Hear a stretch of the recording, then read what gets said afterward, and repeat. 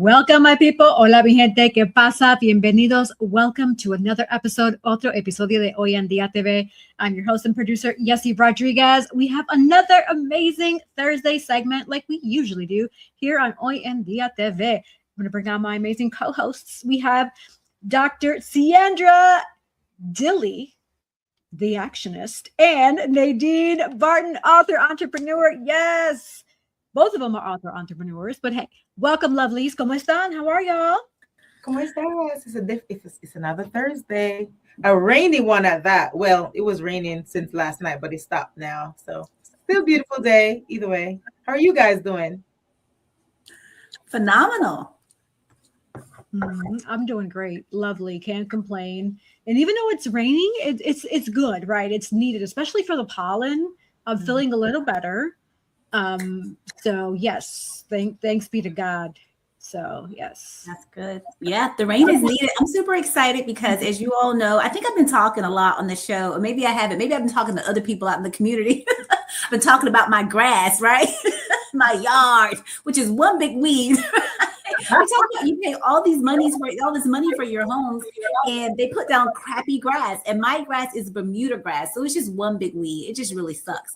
And so we put down some fertilizers and things, to try to help liven it up, make it green, do all the things. And then we weren't getting any rain. And then they were like, "Oh, we're in a drought." I'm like, "We're not in a true drought," but they curtail the days in which you can water your lawns. And so I was like, "Oh my gosh!" And we don't have an in-ground sprinkler system. So hello, I'm the one that waters the lawn, right?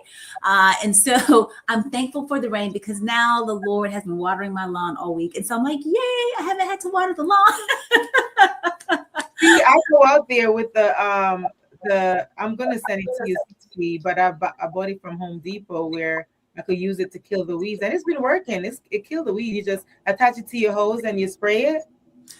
Very helpful. It has a lot of fancy stuff like that we've used. And some of it's worked, some of it hasn't. It's just, I don't know. It's just trying to get the grass green too, because our grass is like really brown. It's just one big weed. I'm like, what do you want us to do? You gave us crappy grass, right? So I'm not going to buy new grass. Grass is expensive. If you go out to try to purchase new grass, it's very, very, very expensive. And even trying to aerate your lawn and do all that, it's just a lot. And I'm just like, why are we investing all this money when they gave us trash to begin with? You know what I'm saying? That kind of angers me because you pay hundreds of thousands of dollars for your home. They should at least give you some quality grass, but they give you the bare minimum. But like I said, this week, the Lord has been gracious to water the lawn for us. So I'm so happy. You know what I've been noticing? Like little ant hills like on my grass. Like where the heck they came from? Oh, I don't. Isn't there like a spray that you can spray over them? Well, my weed killer, whatever I use, I sprayed all over them. Okay, good. Yeah. I sell stuff particularly for ants in Home Depot because I think I've used it in the past, and you just sprinkle it over the anthill and they'll disappear. So I think they come back every year or wherever they form from. So I'm not sure. I don't have a green thumb. I don't know anything about grass, and those companies, they're so expensive to hire them. Sometimes they make your grass even worse. So yeah, I think our pest control guy said that, like, for natural things for ants, I think he said like peppermint oil and like cinnamon, it doesn't kill them, but it deters them if they don't like it. So it pushes them away from like your property. So maybe you can kind of spray that way. It doesn't kill them, right? Because technically they're in their environment, right? I'm like, if something's in this environment, I don't want to kill it. I just don't want it in my environment. So I always make the announcement, like, if there's any bugs in my home, you will die, right? Because we don't cohabitate together. Right. You do your thing on the outside, I'll do my thing on the inside, and we'll all live happily ever after, right? So yeah, I've done the peppermint oil and I've used that before and it really worked. So they really say you have to find who's going to be digging for the queen? Like, seriously. No, we ain't got time for that. Find the queen and you have to kill the queen. Like, really? Now that is funny though, that there's one queen in all those male ants. Now that is hilarious. Just thinking about the concept that you just said right now, finding the queen, and then she has all these men around. And speaking of the queen, so to speak, Beyonce, right? You know, Beyonce and Jay-Z and their daughter Blue Ivy, they went to the Met Gala. And typically children are not allowed at the Met Gala. You have to be typically like 18, or they can make exceptions, like if the kids are there with their parents. So they did that for Beyonce and Jay-Z. But at the Met Gala, like, they looked, well, Beyonce, I'm not going to say she looked amazing. I mean, she's a very beautiful woman, but her outfit, if you look at her outfit, It is the ensemble of a body, like it's a spine. Like when you look at her, I was looking at it the other day. It's the spine going down. This is the spine, right? It's going down, and then like all the little like loops. It's like your rib cage. When you look at it, you see the pelvis, like over her pelvis is like a pelvis. It's very creepy. And then of course she has this huge crown, which that crown she's wearing is of course for different goddesses and things of that nature. So it was really kind of like, I don't know, but look at it, just pull it up and you'll see what she was wearing. She always looks amazing as always. And then Blue Ivy, right? So they had a little tip, and they've been talking about this in the news with Blue Ivy, because Blue Ivy, she looked gorgeous, she was beautiful, but she had on sunglasses. And so, you know, the staff there, they were trying to tell her like to take off your sunglasses, and she wasn't having it. And then finally, right, because her and Beyonce were there taking pictures. I bet you Beyonce was kind of whispering like, take off your glasses, you know, trying to talk, but she was not doing it. So then Jay-Z, her dad, finally came over and was like, you know, hey, take off your glasses. And she was like, when I get up there, I'll take them off, basically, right? She would not take off her glasses. So people were saying, oh my goodness, you know, Blue Ivy's like one in the whole house. Like, you know, this girl is just, you know, too much and all of this and all of that. Why isn't she obeying her parents and all of that? So it was like a big thing. And then they went into this spiel of Serena Williams and her daughter and stuff. And they were saying like how the grandmothers, right, basically keep these kids in check, because I guess at some competition or some gathering or whatever it was, Serena was doing something and her daughter began to act up, and you can see the grandmother kind of whispering to her, and whatever she said to her, she straightened up real quick.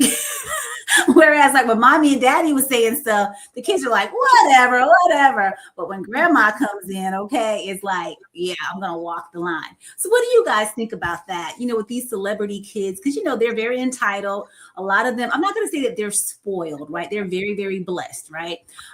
But, you know, a lot of them are entitled. A lot of them don't know the meaning of hard work. A lot of them are probably disrespectful, just like kids that aren't celebrities, right? You know, that kind of thing. But what do you guys think about Blue Ivy's behavior? Did you guys read about that, hear about it, and her not obeying, right, her dad or, you know, the people that was working with them and stuff to take off her shades at the Met Gala?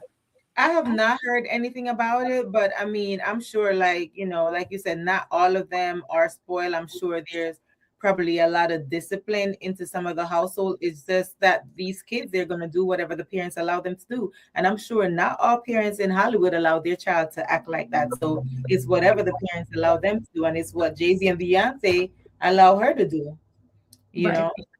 Yep, I agree. It's one of those things where it's like, yeah, I get it. You're in front of people and you're not trying to be embarrassed and what have you. But no, I mean, when your mom or dad tells you to do something, you do something. Like, ma'am, who are you? You don't pay bills. And if it wasn't for us, you would not be here. So sit your butt down somewhere. You know what I'm saying? Like, so the fact that she wasn't listening, it tells me that they don't have that much control over their child like they think they do.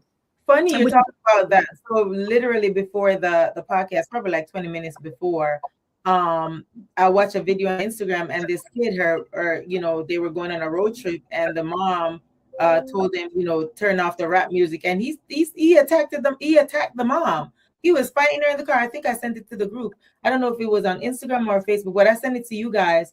And he literally attacked her, like beating her while they're driving. And I'm like, this guy's in the backseat going ham, and the dad, they're driving, and they're not even pulling over. Crazy. Crazy. Shenanigans. No. Guess what? Old school. The way we were raised, get the chancla, which is a sandal for those who don't know what the chancla is. Get the correa, which is a belt for those who don't know. I know chancla. The chancla, right? Pop, pow. You get it straight up real quick. Real quick. Like, okay, sorry, that hurts. Okay, I listen. Yep, I got it. You know? My mom, go ahead, Nancy. Your mom used to do that too? Well, my mom used to say, wherever you show out, I'm going to show out right there with you. So if I show out in the supermarket, she's going to show out right there with me. Because she's like, you're not going to embarrass me, because, you know, you are a reflection of me. You know, because sometimes kids think, oh, if we're out in public, mom's not going to spank me, right? Not my mom. She'd be like, you want to show your butt right here? She would whack my bottom in a heartbeat. And then, you know, back in the day, people were like, yeah, get her. You need me to help you out, sis? Like, like, no, wait a minute. Because it was really a community, your neighborhood, right? They were raising your children. If they saw your children out there doing something, they would tell you, stop what you're doing. You know, your mom and dad wouldn't like that, you know, or they would even spank you. I never had any other person spank me besides my parents, but I'm just saying, but they would, and they could. I'm sure my parents would have 2 words to say. They'd be like, thank you very much. You know?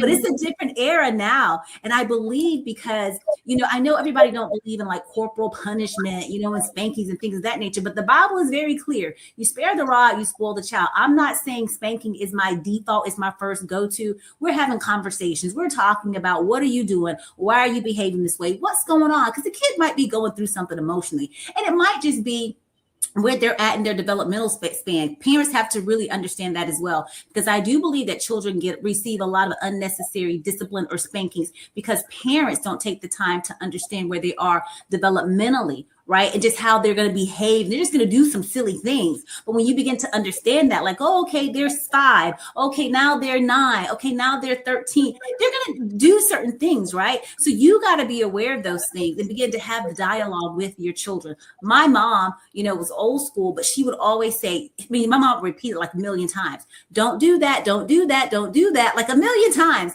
And she's okay, you're going to get a spanking. You're going to get a spanking. You're a million times. And then she goes, okay, now, you know, now it's happening, you know. Even when she was spanking us, which was not abuse, my mom was very controlled. We had a belt, we assumed the position, and it was wet. Now, I didn't assume the position. I was a runner, right? So she had to catch me. I'd be, you know, ducking. I was a runner, right? So she had to catch me. But when she caught me, okay, she spanked me on my bottom, not all over my body, not with, you know, whatever she could find. And she never spanked us in anger, never. But when she was spanking us, she goes, do you remember I told you not to do this, and yet and still you disobeyed me? So she would be spanking me and she would be crying. It was like a whole debacle, you know, because she didn't want to do it. You know, right. And I understand that now as a mom. I don't, you know, I can probably count on one hand the number of times that I spank my kids, right, and have fingers left over, but I will spank them, you know, but I talk to them first. And you don't want to do it. You feel so bad because these are our gifts from God, right? We love them. But you do have to do that sometimes, because sometimes that's the only thing that will get their attention. And the other thing that works really well in my household, and it did in my mom's household too, was taking things away. I would be grounded. And that was like, no. Sometimes I would say, just give me the spanking, you know, but don't take my stuff. Did you guys ever do that? Yeah. I mean, I was a good kid, actually. I was always in my room, either listening to music or writing little kids, short stories about teen pregnancy and stuff. So I'm not saying that you were a bad kid, because I don't know how you were as a kid, but I never got spankings. If anything, I just got yelled at, like, stop doing that. And I just go upstairs in my room and mind my business and be in my own little world, do my own little thing.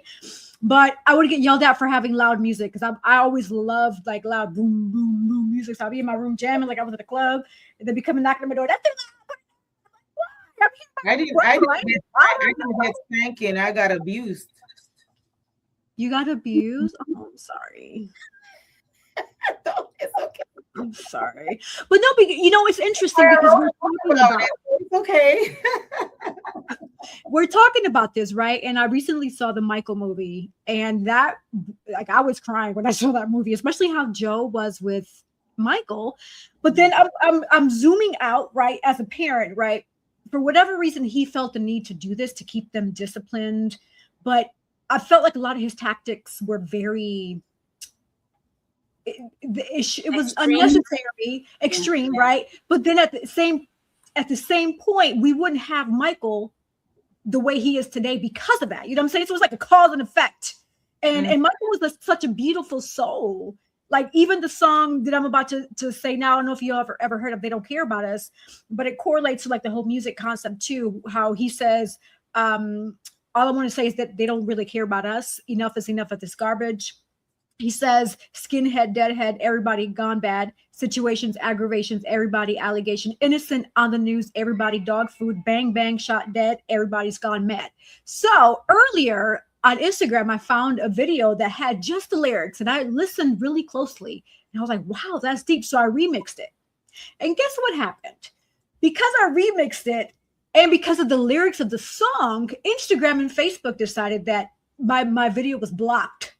And so I'm about to do a screen record, but I say this to say the point of what I'm trying to say is we're talking about the abusive part, but now we have this individual who is in a different world, in a spiritual realm, putting out these types of music that, because of the lyrics, one, a lot of people theorize that that's why he's not here today, right? In addition to his whole catalog, but also bringing awareness to the community of what is happening to us today, to our people. They don't care about us. They don't give two craps about us, right? And so it's really, really, really unfortunate. I know I said a mouthful, so any thoughts about that? Why did they block it? I'm just confused about that. I mean, you remixed it, so it's not like you were stealing the content or the music. But so my theory is they blocked it because of the wording. So whenever you all have a moment, read the words or listen to the lyrics, because they're really deep lyrics that, a lot of people just go by the beat. Okay, but what is the lyric saying? I'm a lyric person. I want to hear, what are the words saying, not just necessarily the beat. And this song is super duper uber deep, because he's talking about real stuff. Even the music video, you see him in prison. He says that he has, in one of his lyrics, he says, "Tell me what has become of my life. I have a wife and two children who love me. I am a victim of police brutality. Now I'm tired of being the victim of hate. You're ripping me off of my pride. Oh, for God's sake." I've heard the lyrics to that song when it came out, and I mean, I know it was a long time ago, but I'm gonna have to revisit it. Right. And even the part where he's like, "I look to heaven to fulfill its prophecy, set me free." So when I hear that, and I hear him mentioning God and heaven and fulfilling prophecy, that tells me that he was divinely sent and divinely touched by God. Right. So, Cece, I think you were going to say something about that earlier too. Yeah, I did see the movie. It was amazing. I know they kept it really light, in a sense. In the movie, they didn't go into all of the, all the stuff that happened, because they got like several movies out about Michael and different people playing his character and that kind of stuff with Neverland and all, all the things. It was a lot of controversy behind Michael, but he didn't have a childhood. I know people thought he was weird. Some people thought he was weird. I truly thought he was an amazing person. I thought too that, when you're a child, we're a child actor, and just how your life, you don't have a life. It's like you're making money for the family, and I can understand how the greed, right? Like with Joe, their dad, can drive a person. And then also, I believe that their dad like a music artist or something, because it was like he was trying to live vicariously through his children, because he didn't make it as big. And we know out of that family, the only two big superstars really that got any kind of notoriety was Michael and Janet, the two youngest. Right. And so they went through a lot. One of the questions that I was asking, I believe, and I don't think anybody's ever really said, I don't know, I haven't researched it that deep, but I believe that Joe was also abusive to Catherine, their mother. Right. Because she was very timid, very quiet kind of, but I believe he was very abusive. I believe he was physically and emotionally and verbally abusive to her as well, because he was to the boys and probably the girls as well. I'm pretty sure he wasn't any different with any of them, but his drive. And like you say, would we have, if Joe didn't do what he did, would we have that same Michael today? You know what I'm saying? Like, his music and all of the blessings. And I do believe that he was touched. He truly had a gift from God, as we all do. I believe he fulfilled his calling, to bring people joy and happiness through his music, and to get people to think. He even tried to bring people together. Remember the gangs in the movie and stuff like that? I didn't even know that. I know that was like a real thing, but I thought that was super cool. And just looking at him just on, because we can never really know him, right?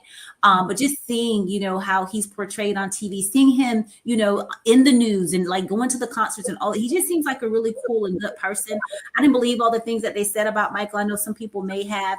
I just think that he was really misunderstood. And of course, when you're in the spotlight like that, you're so big. People, they look to find things, right, to bring you down, right? Because to whom much is given, much is required. And he gave a lot, like a whole lot. And so I just take my hat off to him, rest in peace. I know that Janet Jackson, his sister, was not a part of the movie. And, some things that come out, I don't know what's true and what's false, but, the family's kind of at odds. But this was definitely a come up for the Jackson family, right? It was definitely a big paycheck. And I'm pretty sure, 1,000% sure that they're going to probably do something more and continue to make money off of his name. And I don't know if that's good or bad or right or wrong. I know people I have mixed feelings about it or whatnot. But yeah, I don't know, but I'm grateful to have been blessed by Michael's music, by his performances, and just seeing all the wonderful things that he's done for the world, because he did give back. He did give back so much to the public. And so for that, I'm truly grateful. Remember his song Heal the World? I believe wholeheartedly that's what he wanted to do. Yeah. Yeah, I agree. That's beautiful. I'm so glad we took a moment to recognize that, because it just correlated with the conversation that we were having about children and about discipline. And then Michael he's that child star that was severely disciplined by his father. Goodness gracious, that poor kid. That made me cry. I was like, why are you hurting Michael? Like, what's happening right now? Like, why? Oh gosh, yes. But hey, I know that was part of the story, and it's one of those things where it's like, wow. Nadine, you haven't had a chance to watch the movie yet, have you? No, not yet. Well, when you get a moment, I would recommend, like, maybe if you want to take yourself on a date night or something, or maybe whenever you have somebody come visit, go on a date night and hey, go watch a movie. Yes, we do. I'm gonna do that. Yeah, that'll be fun. Yes. All right. Well, I know we have a guest patiently waiting behind the scenes, but before we jump over to that and do a quick sponsor break, I want to just bring awareness for those who have Meta business pages. And I know I shared this on my page as well, but I want to talk about it here as well. There is a scam going out there, and please do not get caught. There's individuals setting Meta for Business. It's called Agency Partner Program, is Meta's partner network. Any other program is not affiliated with Meta. So what they're doing, these are hackers. They're impersonating, it says, join the Meta Agency Partner Program. And then they have like their business name. And what happens is once you click on that, you're giving this unknown individual access to access your pages. Mm-hmm. So please, like, this is for your awareness. Like, just more of a PSA. I'm going to read this to you here. Please be careful with these Meta partner programs or business access requests that are floating around. Just because it says Meta, it does not necessarily mean it's a legitimate business, right? Because we know different. So before approving anything, make sure that you know, and you already have a heads up, like, hey, so-and-so is coming, and you have agreed, and you've both on the same page. Verify the business inside Meta Business Manager. Confirm you actually know and trust the business and or person. Never share passwords, never share login codes, never share payment info. Do not, I repeat, do not click on any random message links. Even in the email, you're going to see that hyperlink. Do not click on that. If you don't know that business name that's trying to get access to your account, that's a scammer. That's a hacker. Okay. I got that last week. Yeah. Put any link. Yeah, that's interesting that they were able to get to you and you didn't click on anything. That's got into my ad account. That's what happened. And when Meta, I messaged Meta, they immediately said, can I get on a call with you? And they got on the call with me. And so once they got on the phone call with me, then they told me to log in. They gave me a link for me to do a screen share, and I started doing that. And we're there trying to delete the ads. First of all, they started the ad with $2. So once they saw that the account was active, they raised it to $50. And it's a good thing. My discernment check your emails every day. It's so important, guys. Check your emails every day, because there's not a day that go by that I do not check my email. So I checked my email. First thing I woke up, like it was 8 o'clock in the morning. So when I woke up, I saw a notification that said your ad's been approved. Mind you, I don't have an active, I have a business page, but I had put a pause on my boutique, my store. So I'm like, my ad's been approved. I said, I didn't put any ads out. Sometimes once in a while I do the ads for my body butters or my books, but it was for my boutique. I'm like, my ads, I don't have anything. So I went on there. I'm like, this is from Vietnam. What the heck? So Meta and we were close, that little button on the ads where you could, turn the ad off. We turned it off. They were turning it back on. We were doing that. They were adding other people to the ad, like a different email address or whatever. And then they were trying to change my birthday. They changed to February 3rd or something, 2003. And Meta, we were trying to shut it off. We were going through it, but the guy, he was so calm. He's like, don't worry. He said, it's a good thing that you catch it, because if you didn't, they would raise it. They've seen people's accounts where they raise it to $1,000 a day. Can you imagine? and they only got like 68 cents when the ad started. So in order for me to delete my bank account and my card, I had to pay for the ad. Eventually, they said Meta would reimburse you if they had charged a significant amount. But can you imagine if they had raised up to thousands and thousands of dollars and you don't have that in your account in order for you to shut down your credit card? That is crazy. And mind you, they were trying to advertise, Cece, you're addicted to water bottle. It's one of those, and I have that same exact water bottle downstairs. It's a plastic water bottle, one of those pop cap, like silver looking water bottle. They were trying to advertise. They were trying to advertise a water bottle. Let me tell you, I was so livid. I was like, and then another one from Mexico. His name was, he had like 4 different names, Nasciento, Santos, or something, 4 different names. I put his information on my Facebook, on my page. It's still there, and I added it to my story too. So he was requesting, how are you going to request access to my ads? Like, I kept saying those emails requesting access to your ads. So I have some sort of blockage because he didn't get in because he was requesting access. But I was like, why are you sending? I don't know this person. So they know that I'm in the United States and from Mexico, from Vietnam. So they were able to shut it down. So most importantly, make sure you add a phone number to your ads, your ad management page. If you're a business owner, make sure you also turn on your 2-factor authentication and you check your email every single day. No excuses. Right. Yep. Thank you for sharing that. I'm sorry to hear that you went through all that. That's really unfortunate that people are sitting here trying to steal from hardworking people. It's like, y'all people need to get a life. Y'all need to get a life. So if you are hearing me right now, whoever it is, and if you're doing this, get a life for the better. Basta. Well, I'm sorry, that's Italian. How you say basta? How you say stop in Spanish? Oh, ya para. Yeah, well, basta también is the same thing. Basta, para. So yeah, it's girl, I still have it in my mind because like basta. When my neighbor used to talk to her daughter in Italy, she's like basta.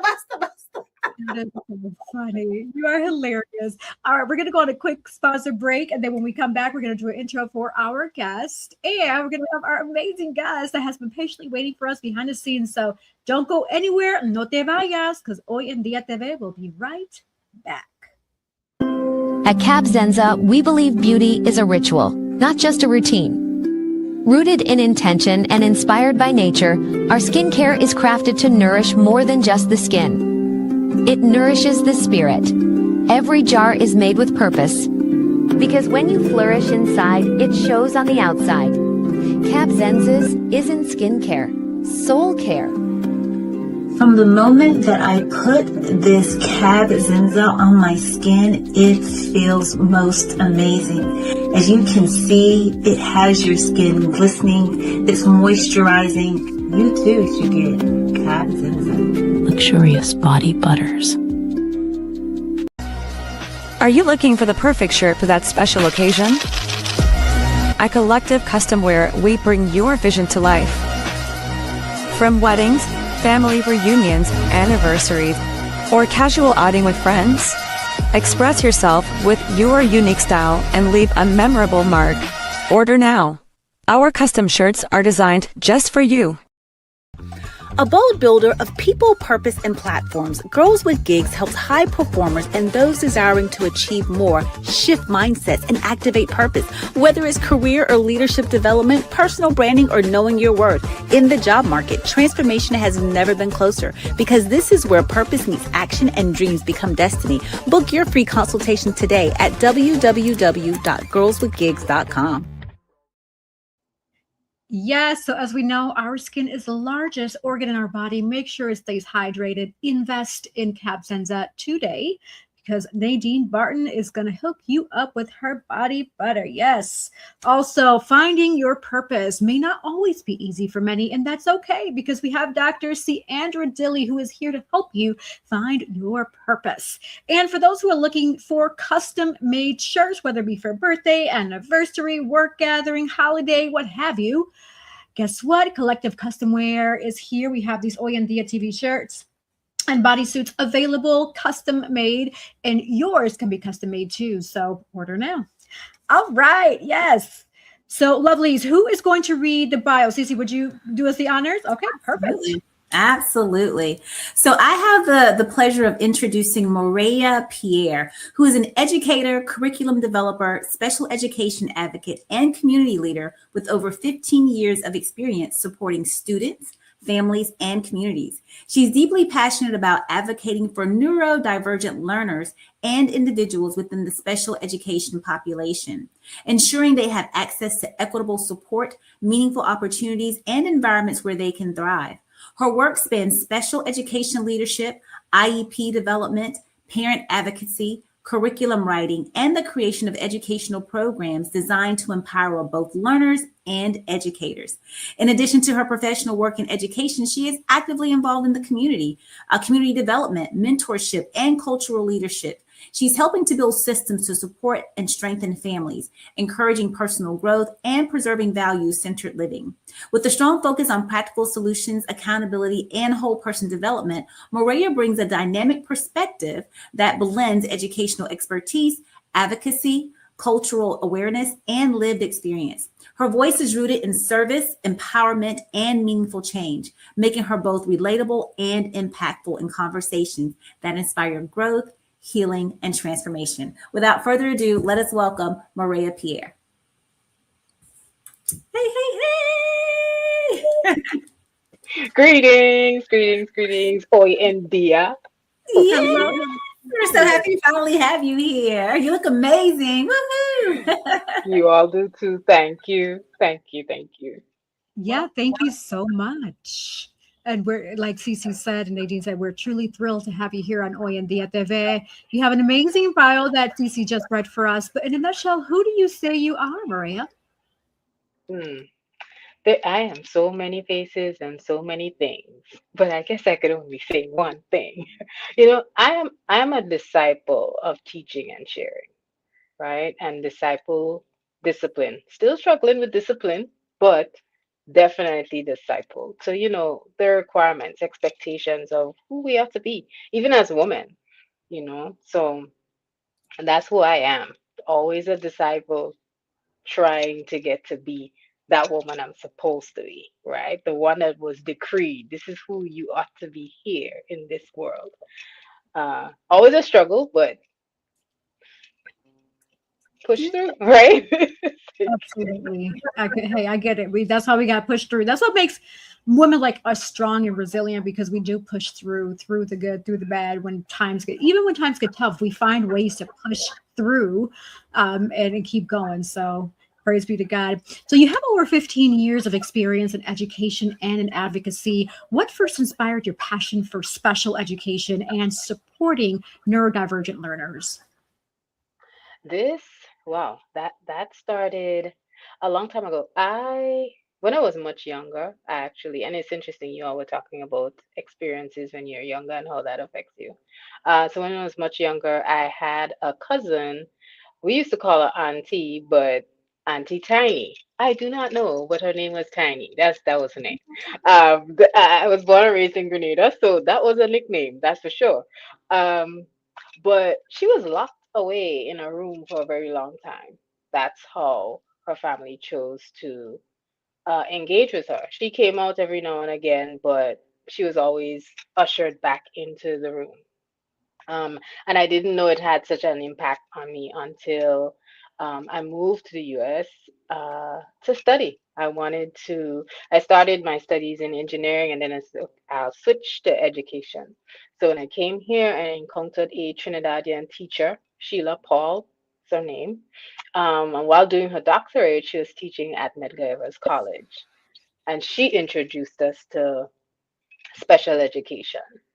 Are really understanding different students and youth with different disabilities, how to work with them, how to spot the different disabilities, but also how to see them as a whole being, as a whole person. That was very, how should I say, it was very revolutionary at that time, because everyone just saw the disability, and she always taught us to kind of see the whole person.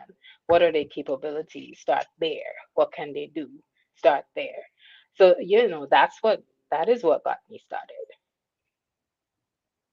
Thank you for sharing that background. That's really touching that you, because of you seeing your, was it, you said your aunt or your cousin, Tiny? It was a cousin. I believe it was a cousin. Oh my goodness. Cousin. The family's so big. It's big. Yeah, well, that's good. Well, because of your experience with your cousin Tiny, and this sparked that interest in you. So thank you for sharing that. And so, with that in mind, and even you working in a health in the education system, what are some of the biggest challenges that you notice families face when they're navigating through, especially with special education and the system is how it is today in our current times? Because I know it changed from what we've seen before. Yeah. How do they say things change, but they remain the same?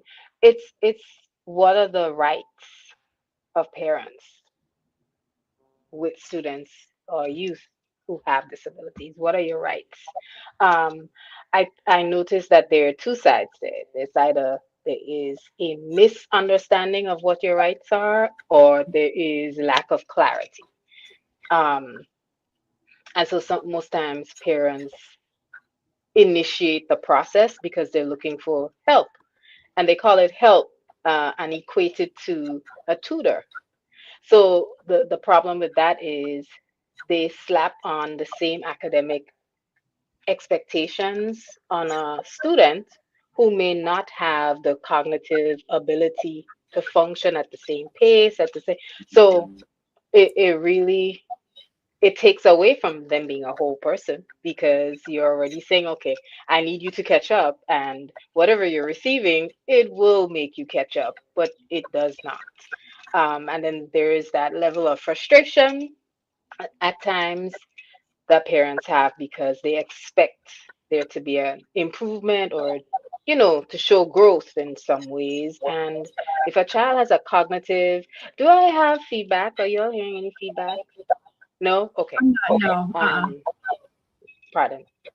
So, um, yeah, I noticed that that is a big problem, because it also puts the student in a place where they're constantly trying to meet a goal, or run with everyone else at the same pace, and they cannot.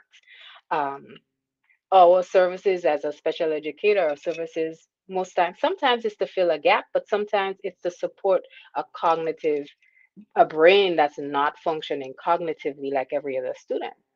And it doesn't mean that the disability may have anything to do with um, just intellectual, right? Some minds, it is very difficult to focus on content, or uh, something that's being shared, a lesson, whether adult or child, when there's a lot of background noise, right?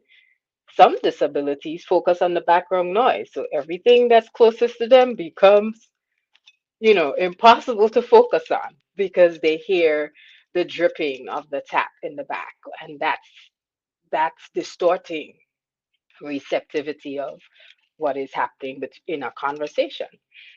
So it's just, there's so many different variations to how different disabilities affect children, and that challenge of parents not, maybe there's a little bit of denial, but also not clearly understanding what their rights are and what the child's rights are, and what the services provide. I'm glad you talked about the parents' rights and things of that nature. Like, where do parents go, right, to find out about their rights, to know what their rights are and what the child's rights are? Is there like a site that they can just kind of go on, or do they need to sit down and talk to the administration? Like, how do you get the parent to be able to get that information? Yeah, so there are a couple of places. Now I think things have advanced very, very much to the point where AI has taken over. So parents, I can hear the language. I know where you got it. I understand. I know what just happened 10 minutes ago. Um, so there is that. That's an option. They turn to it. I can tell. It gives them information. It helps to guide them. Local advocates, you may not find them in the school building, because in some ways, uh, So one of my first experiences teaching was in New York, and there were certain things we could not say to parents. We could not show them what alternative programs. We were not at liberty to share those things. Yeah, I'm not sure. Um, I remember right now why, but it was just maybe a conflict of interest that was possible. But um, your local teacher, your educator, she may be sharing a workshop um, in the library. It may be happening off campus, but there are definitely people showing up locally to support. And the new term is advocate, right? Um, You'll also find there are a few women, but I can't remember names right now. They run Instagram pages. They were educational lawyers. So finding an educational lawyer whose wheelhouse focuses on neurodivergent children and IDEA, rights and laws, legislature, in terms of any kind of laws that were created that governs the process of evaluation for children and the disabilities and the rights that they have access to. You understood.com or .org is also a really great website. I'm not sure if I'm allowed to say websites on here, but that is a great place. They have tons of resources, lots of accommodations listed that parents can look into. Iris Center is also another website that is very comprehensive, right? I would say parents can find a lot of resources there, but teachers and educators can also find resources there.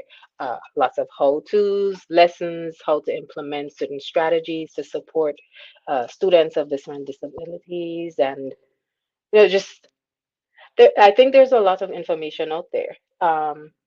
We may not like social media, but I do find there are many parents who are, and families dealing with, well, not dealing with, but families who have children with neurodivergent disabilities and neurodivergent minds, and they are opening up. They're sharing their journey. They are empowering other women and other men and other family members, and they're doing.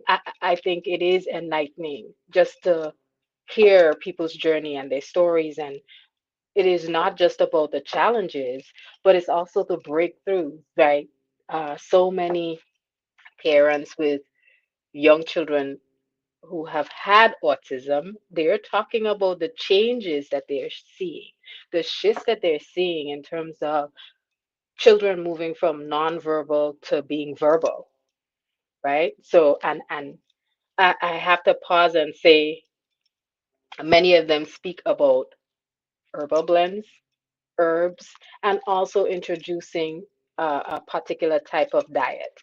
They cannot eat the same way every other child does. There must be boundaries and restrictions as to how you feed them, because you're feeding a mind, because you're trying. And some people say, okay, we accept the autistic mind, we accept the neurodivergent mind, we should not fix them.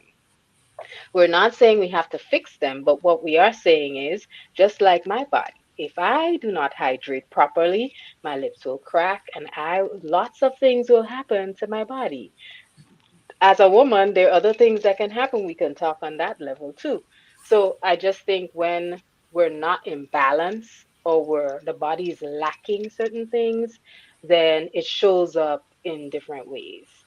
And so the beauty of being able to just look at some of those social media posts and the shares, you get to see the journey that parents take to bring balance to their child's lives, to bring speech to their lives, something as simple as that, you know?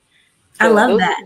yeah. Mm. Yeah, I love it. I love that. I'm so glad you mentioned about the health and like the herbs and things, because I know too that you're very holistic, and grounded with the earth, and getting the herbs and things like that we need in our bodies.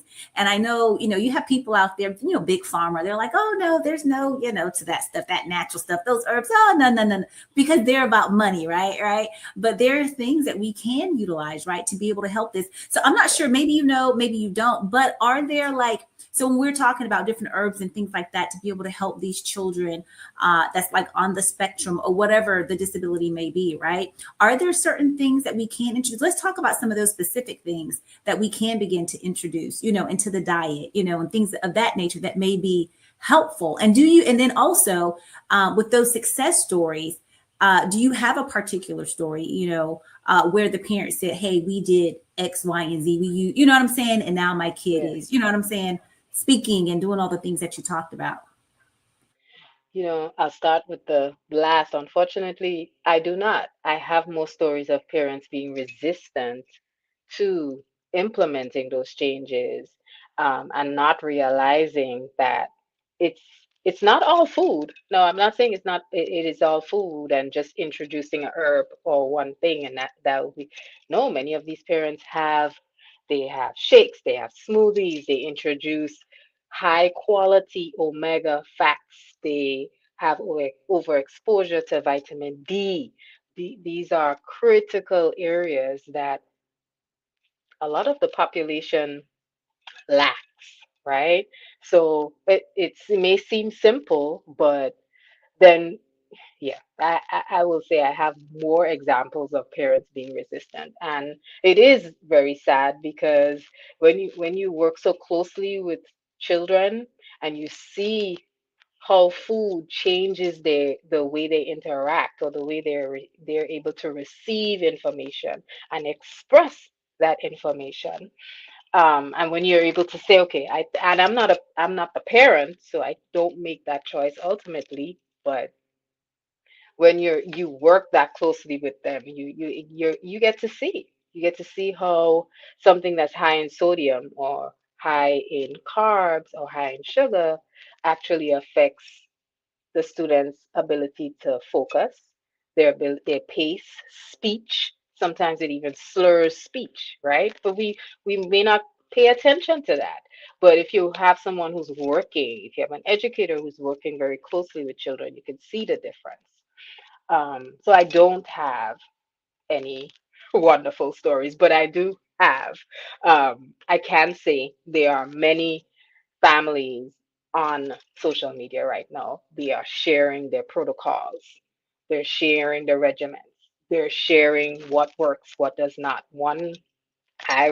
Distinctively remember one mother sharing her use of certain magnesium, a specific type of dosage, but it's not just magnesium, right? Again, fish oils, um, good quality organic meats.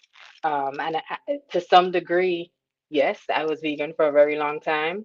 Um, I'm no longer that because I just shift just a little bit and say, I am getting older.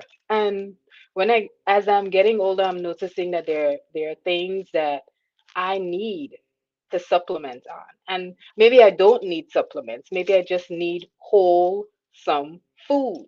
And so in those cases, they need wholesome food, but they also need skills training. They need executive functioning skills to support them. They need communication skills to support them. So it's holistic, right? And advocacy in that area is holistic. You have to look at all of the components. Children who have um, one of the challenges of ADHD is focus or hyperfocus. That's not a bad thing because they have four things happening in their brain at the same time. I have proven it. They can hear, listen to you, follow what's happening in the peripheral on the corner over here, and still write. So all of it is not done well, but they're, It's they're like a juggling. superpower. It's like a superpower. It's funny. It is a superpower, but exposure to sunlight, introducing lavender and calming herbs, lemon balm. And I know children may be resistant to it, but there are many ways to hide it. There are many ways to make drinks to keep them engaged and keep them, interested in consuming. But also, it's the effects. If we have intelligent conversation with children, and share this is what will work, and they see it working, you're they'll probably start making it themselves, right? And that this is something that I really enjoy about the work that I do when I work with youth. And you do not lie to them, you do not twist the truth, but you tell them openly and have conversations with them openly about what works and what does not, and compromise, and they're able to follow. They're able to follow and they're able to apply. So I spoke about lemon balm. I found an old herb book.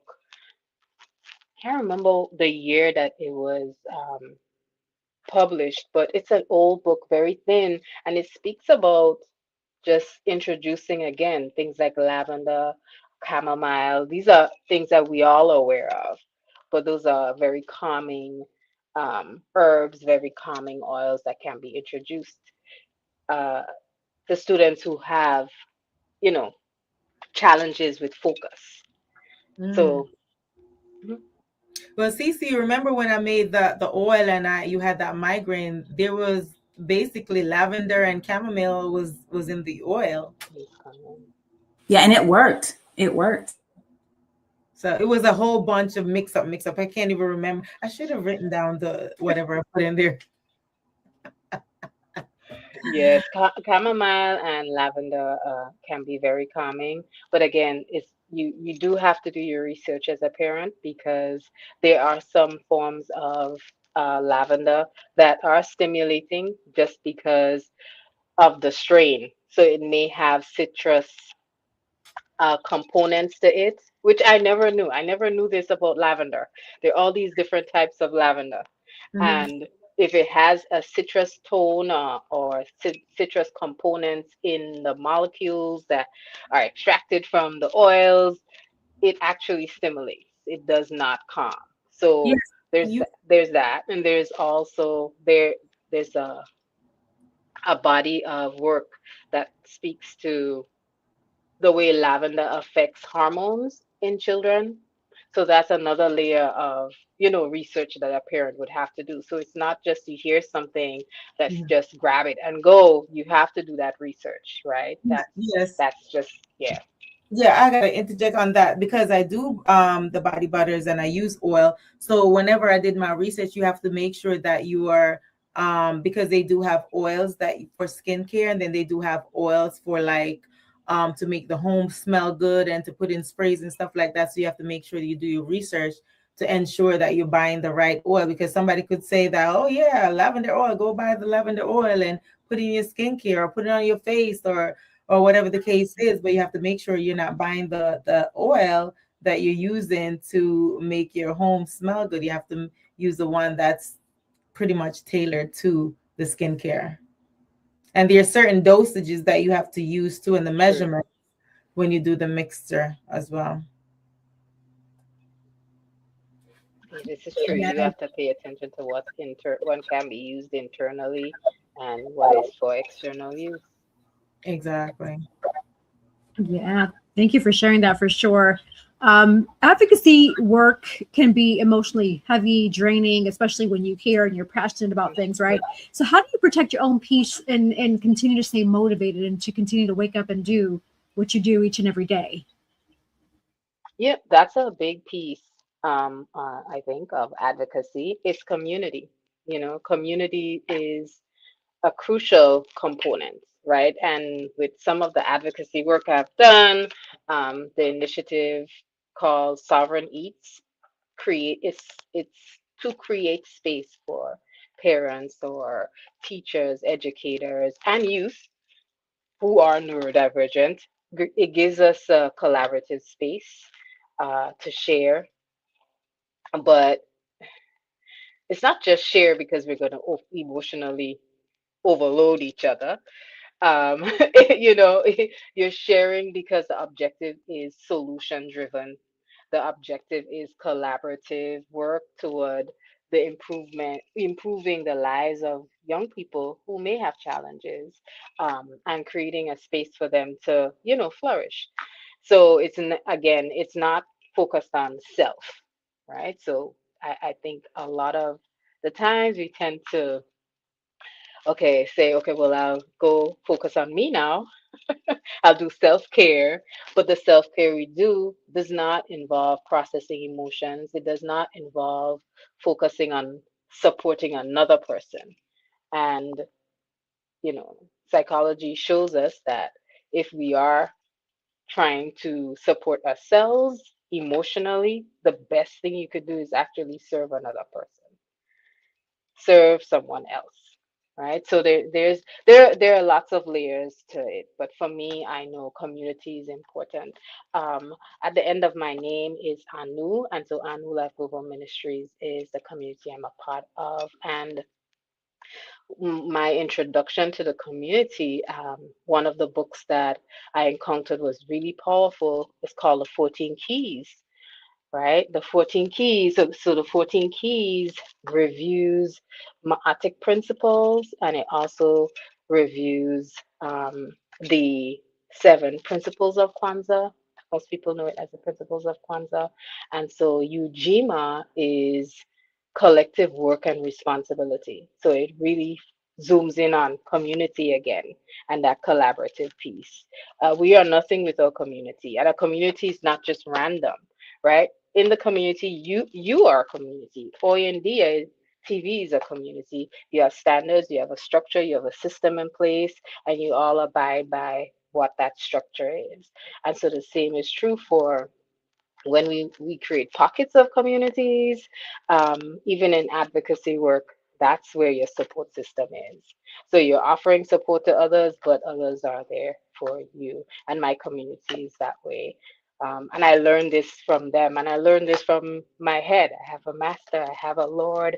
You may say husband, you may say, but or mate, very wise, um, very wise, very wise, and helps to dissipate the chaos that is the female mind. Okay, so there are all these different components that help to keep me balanced. That's Very. deep. Go ahead, Nadine, with your questions. So, why is healing and self-awareness important when helping others grow and succeed? Can you say the question again, please? Why is healing and self-awareness important when helping others grow and succeed? I had some educational questions, but I think Yessie and Cece covered those. Yeah, it's if I don't process emotions, if I don't process what I'm experiencing during the day, uh, I hold on to it. And I'm saying I, but that's everyone. There's a really beautiful book called The Body Keeps Score. Um, there's another really powerful book called Mind Heart Words. So Mind Heart Words is a small read, but a powerful read because it speaks about the way experiences train us into responses, right? How our emotions, when they are kept over a period of time, they become feelings. And so I may have an experience. I may have come on today and I may not have smiled at all, and that could have triggered someone. Um, they may think I'm depressed. There are many different things we can think, right? Right. But the feelings that we have, those feelings trigger behaviors and thoughts. And so if I'm not processing my emotions, if I am not when you say when you ask the question about wellness and health, that's the first thing. The mind. The Yeah. mind is really important to have that balanced. And heart and emotions affect the mind. So if I'm not processing emotions properly or at all, they will stay there. And Yeah. whenever I have another experience that is very similar, it may not have affected me, but it will, Yeah. because that old experience is still sitting there and I never process it, attached an emotion to it, and then let it go. And if I don't let it go, now I have resentment, and Yeah. that spills into everything. So if I am giving and offering support to someone else or solutions to someone else, it's tainted with that, right? It's tainted with those things. So it's really important to process. And I'm not saying it because I'm sitting on the throne of complete perfection. I am Mm, not. right. Um, but I can say I have seen how it has affected interactions and opportunities that I may have missed out on supporting another person because I misinterpreted.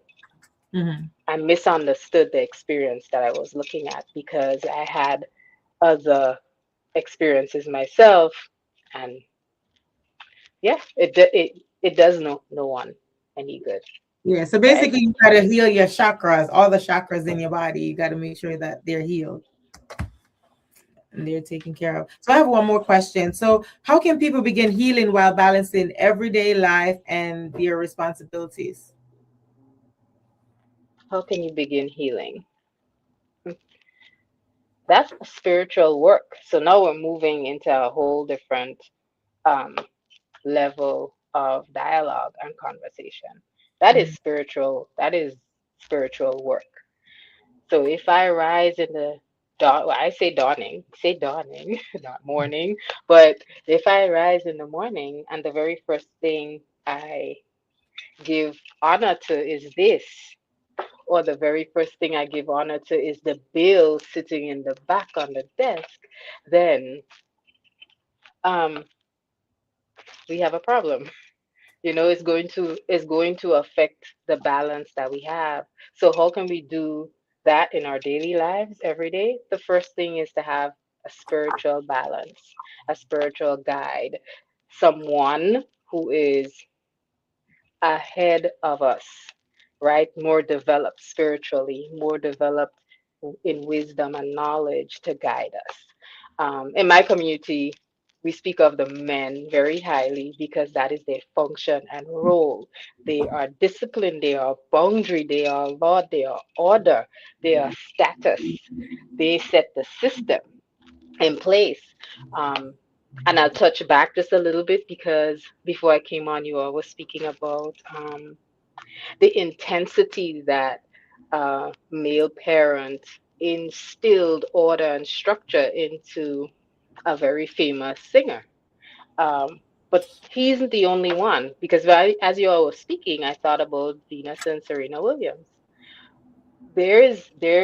And so scripture also talks about that. It warns fathers to be very careful because their role is discipline, order, and structure. So it warns them to be aware of that, right? And then we're the nurturer as women. So that that that daily walk is touching base with whoever you see as your creator, touching base with the creator, making sure you affirm, or some people say pray, making sure that whether it's meditation that you do, but you have to find a way to give honor to something that is higher than yourself or higher than the worldly and mundane things that we see around us. That's how we start. It isn't the self care. It isn't the go get a massage. It isn't. It isn't the oil underneath my foot or underneath my tongue. It is. It is what we call ruach. Ruach in Hebrew is spirit, right?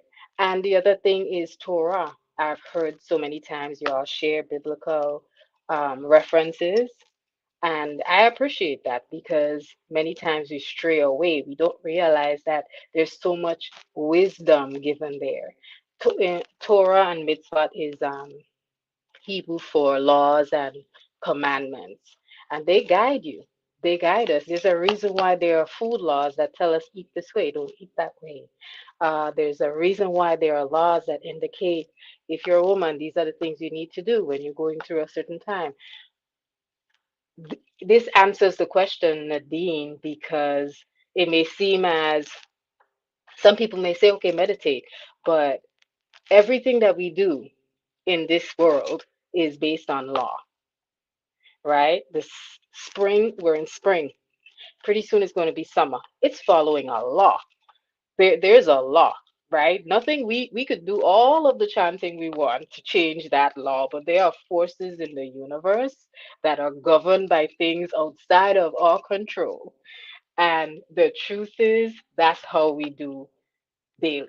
That's how we heal daily. That's how we get to wellness daily. And it may not look the same for all of us. If we strengthen our relationship with our creator, that guidance is going to come. You, Sandra, may need some other herb. You, Miss Nadine, you may dream of something. And it may come to you like, oh wait, what is that? What is that for? And then you start researching and you realize, wait, this is what I actually need. This is what I actually need. If your relationship with the creator is not strong, you're not getting guidance. You're not being instructed properly. I've no apologies because I guess it's heading in the direction it should go. But I just I wanted to share that so that it's clear on how true healing really comes about in our lives. That is beautiful. Thank you for sharing that. Very, very deep and thought provoking. And wow, I really like how you broke that down. So thank you. Cece and Nadine, any other questions before we transition over to our last minute words? No, I do not. I have tons, right? So I'm just going to have you come back for part 2. Because it's like, there's so much, right? I definitely want to talk more about the whole holistic and, all the naturopath, all the things, right? There's so much for us to learn and to know and grow. And I just love doing that. I'm not against, Western medicine, but it's not my first go-to. If I absolutely got it, I'm going to do it, but that's not the first go-to because there are things, food, right? Food is very healing, right? For us. So I do want to kind of get more into that and definitely check. I wrote those books that you were talking about down to check those out as well. Because just knowledge is power, right? It's power. And so I just want to say thanks for being on the show. I've really enjoyed it. Just the wealth of information. Just such a pleasure to have you on. So thank you again so much.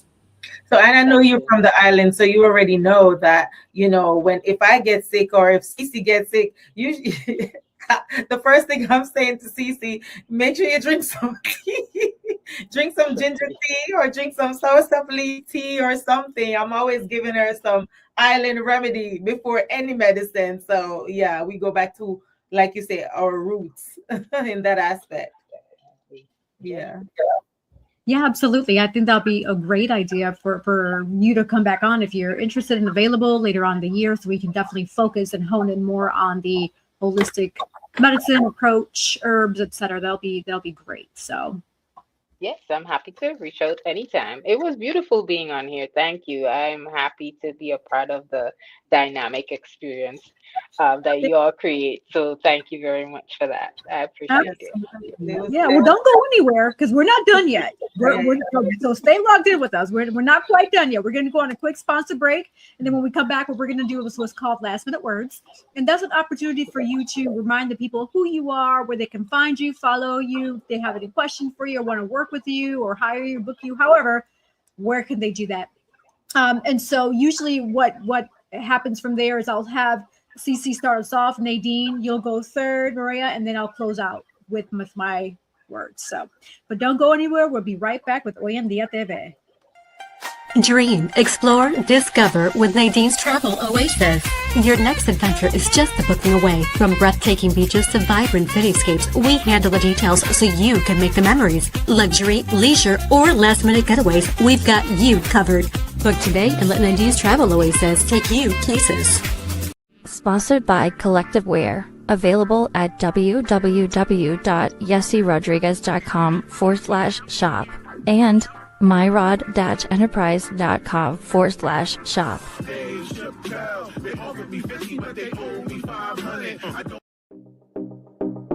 Sponsored by Divine Beauty and Accessories.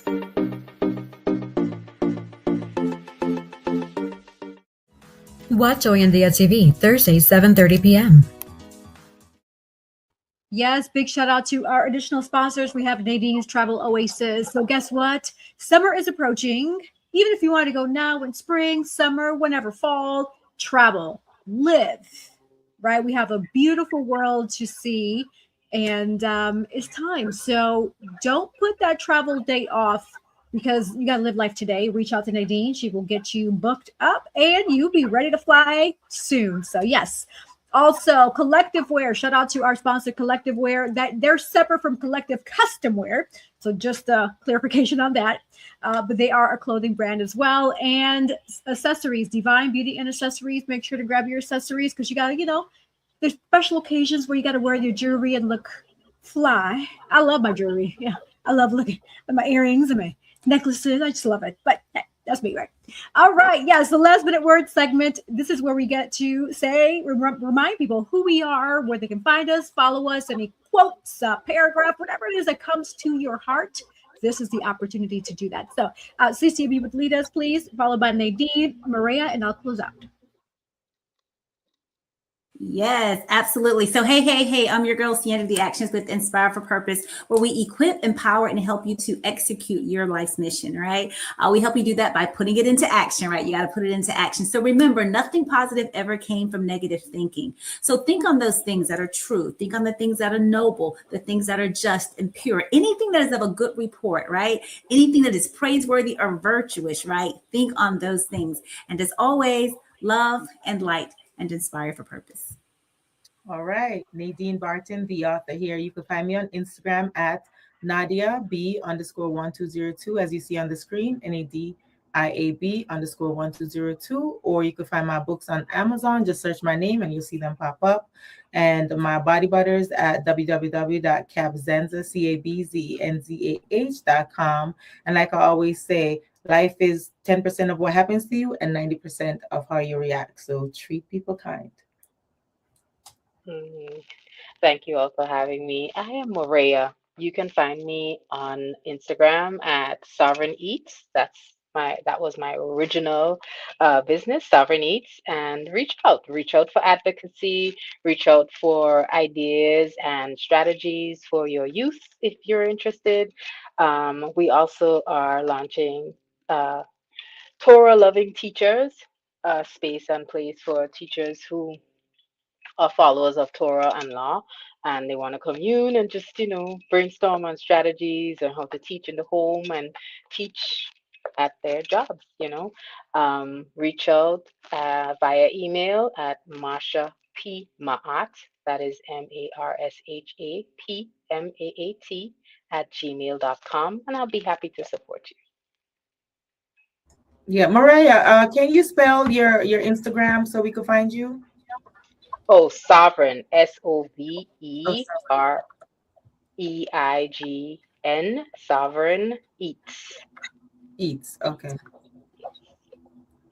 Awesome. Thank you so much. Wow. Another amazing segment of Hoy En Día TV.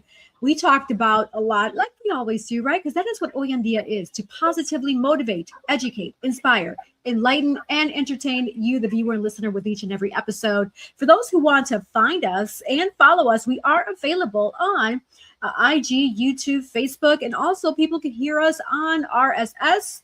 You can go on my personal website, yessierodriguez.com. And then from there, you'll be able to, there's a Hoy En Día link on the upper left-hand corner. Once you select that drop down, it's going to take you to the pages. So we're on Spotify, Amazon Music, Samsung Music, Apple Music. Like we're all a bunch of different ones, and it's great. And I want to say I found like 5 or 6 more that we're on. So I got to update that list. But nevertheless, as you know, we are a worldwide platform. Praise be the God. People are hearing us because this is what we are here to positively motivate, enlighten, inspire, educate, and entertain you, the viewer and listener. For those who want to find me and follow me, I am Yessie Rodriguez, and it's really simple. Just go on Google, on Edge, Safari, type in YESSE Rodriguez. Voila, I'll pull right up for you. You see my social media handles there, my website, yessierodriguez.com, and then you can find and connect with me that way. So, but yes, thank you so much for your support. And like I always say, the sky is never the limit because the galaxies are endless. So thank you for tuning in to another episode of Hoy En Día TV. Until next week, take care. Ciao.